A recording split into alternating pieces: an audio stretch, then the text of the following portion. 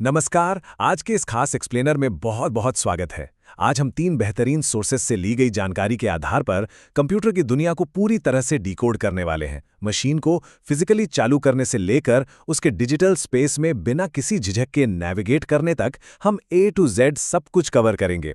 अगर कंप्यूटर की ये दुनिया थोड़ी नई या पेचीदा भी लगती है तो फिक्र मत कीजिए, इस एक्सप्लेनर के बाद सारी उलझनें दूर हो जाएंगी। तो चलिए शुरू करते हैं। आज का हमारा रोड मैप कुछ इस तरह दिखने वाला है। पहले हार्डवेयर और बूटिंग, फिर माउस और कीबोर्ड के बेसिक्स, उसके बाद डेस्कटॉप और task bar, internet connectivity, icons और सेटिंग्स और लास्ट में सेफ शटडाउन।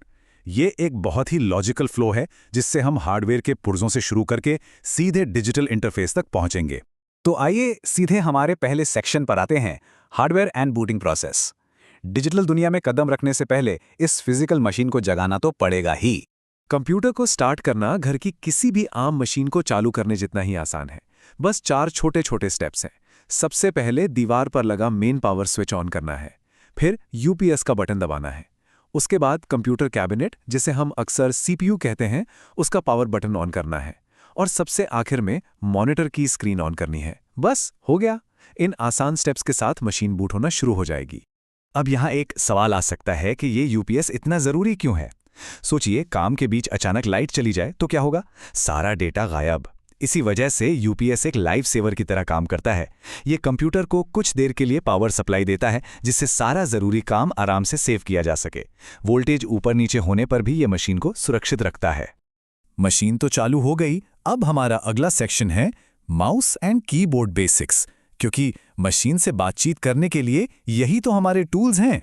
इनपुट और आउटपुट डिवाइसेस के बीच का फर्क समझना बहुत ही दिलचस्प है।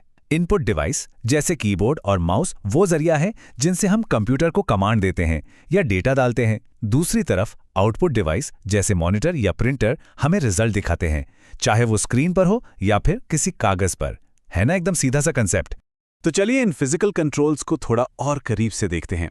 माउस के लेफ्ट बटन का काम है चीजों को सेलेक्ट करना या खोलना, जबकि राइट बटन दबाने से एक ऑप्शंस का मेन्यू सामने आ जाता है। बीच का जो स्क्रॉल व्हील है वो पेज को ऊपर नीचे सरकाने के लिए है। कीबोर्ड की बात करें तो कैप्स लॉक से बड़े अक्षर टाइप होते हैं। स्पेस बार शब्दों के बीच जगह देता है और एंटर बटन किसी भी कमांड को फाइनल करने या अगली लाइन में जाने का काम करता है। ये सारे बटन्स ही असली कंट्रोलर हैं। अब जबकि फिजिकल कंट्रोल समझ आ गए हैं तो मूव करते हैं सेक्शन 3 की तरफ, desktop and task bar navigation. अब हम पूरी तरह से कंप्यूटर की डिजिटल दुनिया में आ चुके हैं। कंप्यूटर बूट होने के बाद जो सबसे पहली होम स्क्रीन हमें दिखती है उसे डेस्कटॉप कहते हैं। इसे बिल्कुल एक असली काम करने वाली टेबल की तरह समझ सकते हैं। जैसे हम टेबल पर जरूरी चीजें रखते हैं, वैसे ही इस डिजिटल डेस्कटॉप पर प्रोग्राम्स के शॉर्टकट आइकन्स रखे जाते हैं ताकि जो सॉफ्टवेयर रोज चाहिए वो एकदम सामने ही मिल जाए। और उसी डेस्कटॉप के बिल्कुल नीचे एक पट्टी होती है जिसे टास्क बार कहा जाता है। ये एकदम किसी यूटिलिटी बेल्ट की तरह है। इसमें एकदम बाईं तरफ स्टार्ट बटन होता है, पास में ही एक सर्च बॉक्स, कुछ पिन किए हुए फेवरेट ऐप्स और दाएं तरफ एक नोटिफिकेशन एरिया जहां बैटरी, वॉल्यूम और टाइम जैसी जरूरी चीजें बस एक क्लिक की दूरी पर होती हैं। अब आते हैं सेक्शन 4 पर, इंटरनेट कनेक्टिविटी। एक कंप्यूटर को बाहरी दुनिया से जोड़ने का सबसे जरूरी स्टेप। इंटरनेट से जुड़ना सच में बहुत आसान है। टास्क बार में नीचे इंटरनेट या ग्लोब जैसा जो आइकन होता है, बस उस पर क्लिक करना है। वहां मौजूद वाईफाई नेटवर्क्स की लिस्ट में से सही नेटवर्क चुनकर कनेक्ट दबाना है। फिर सिक्योरिटी की यानी पासवर्ड डालकर नेक्स्ट पर क्लिक करना है। और बस जैसे ही कनेक्टेड लिखा दिखे, समझ लीजिए पूरी दुनिया की जानकारी अब स्क्रीन पर है। Section 5, desktop icons and settings. ये सेक्शन उन छोटी छोटी प्रॉब्लम्स के लिए है जो कभी कभी पसीने छुड़ा देती हैं, लेकिन असल में उनका हल बहुत आसान होता है। क्या कभी ऐसा हुआ है कि कंप्यूटर खोला और डेस्कटॉप के सारे आइकन्स ही गायब मिले, एकदम खाली स्क्रीन? अक्सर लोग सोचते हैं कि कंप्यूटर खराब हो गया, लेकिन घबराने की कोई ज़रूरत नहीं है। ये बस एक छोटी सी सेटिंग का खेल है। छुपे हुए आइकन्स को वापस लाने का एक बहुत ही सिंपल 3 क्लिक वाला सोल्यूशन है। खाली डेस्कटॉप पर राइट क्लिक कीजिए, फिर माउस को व्यू ऑप्शन पर ले जाइए और शो डेस्कटॉप आइकन्स पर क्लिक कर दीजिए। बिल्कुल किसी जादू की तरह सारे शॉर्टकट आइकन्स स्क्रीन पर वापस आ जाएंगे। लेकिन अगर बात दिस पीसी या रिसाइकल बिन जैसे मेन सिस्टम फोल्डर्स की है जो गायब हो गए हैं, तो थोड़ी सी सेटिंग्स बदलनी होंगी। स्टार्ट मेनू से सेटिंग्स में जाना है, फिर पर्सनलाइजेशन और उसके अंदर थीम्स में। वहां डेस्कटॉप आइकन सेटिंग्स का ऑप्शन मिलेगा। बस जो भी फोल्डर स्क्रीन पर चाहिए उस बॉक्स को टिक करके अप्लाई कर देना है। एक और बड़ी मजेदार सी प्रॉब्लम है आइकन्स का अपने आप छोटे बड़े होना। ये कोई सॉफ्टवेयर का वायरस नहीं है। कई बार ऐसा होता है कि कीबोर्ड का कंट्रोल बटन किसी वजह से अटका रह जाता है और उसी वक्त माउस का स्क्रॉल व्हील घूम रहा होता है।